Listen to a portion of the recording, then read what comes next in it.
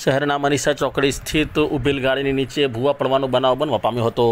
વડોદરા શહેરના પશ્ચિમ વિસ્તારના મનીષા ચોકડી પાસે એક ભૂવો પડવાનો બનાવ બન્યો હતો। જ્યારે કાર ચાલક પોતાના ઘરે જતા હતા ત્યારે કાર તેઓની જે છે તે ત્યાં ઊભી હતી, ત્યાં ભૂવો પડ્યો હતો।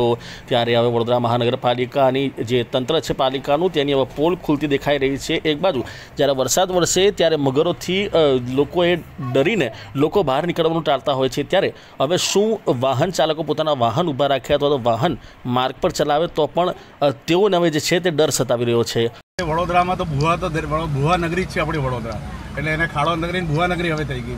ડેવલપમેન્ટ થઈ ગયું છે સ્માર્ટ સિટીમાં, કે પહેલાં ખાડા નગરી હતી, હવે ભૂવા નગરી થઈ ગઈ છે।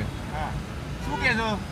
હવે બચી ગયા એ જ મોટી વસ્તુ છે। આ ખોટો વગર કામે કોર્પોરેશને મારો 5000 રૂપિયાનો ગાડી કઢાવવાનો ખર્ચો કરાયો અને હું કોર્પોરેશનમાં આ વસ્તુ ક્લેમ કરવાનો છું।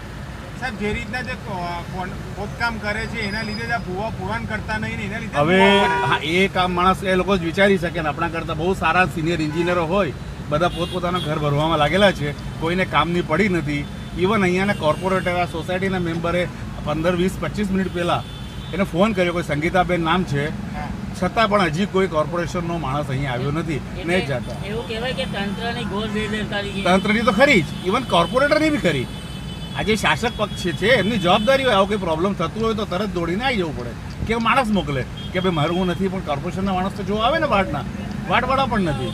Okay sir, thank you. આજે આ કારની બરાબર પાછળ હું આવતો હતો અને કાર એકદમ જ દબાઈ ગઈ, એટલે મને એવું લાગ્યું કદાચ આગળના બંને વ્હીલમાં પંક્ચર તો નથી પડ્યું, કાં તો ટાયર ફાટી ગયા એવું તો નથી બન્યું।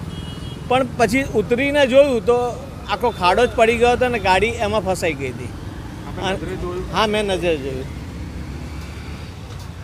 શું કહેશો ખાસ કરીને? હવે આ બાબતે કોર્પોરેશનના વહીવટીતંત્રએ ખાસ ધ્યાનમાં રાખવા જેવી બાબત છે, કારણ કે મેઇન રોડ ઉપર આવી રીતના ભૂવા પડતા હોય ત્યારે નજીકમાં જતી કોઈ પણ વરસાદી લાઈન લીક હોય, કાં તો પછી નજીકમાં પાણીની લાઈન લીક હોય, એને પરિણામે આવું થતું હોય છે।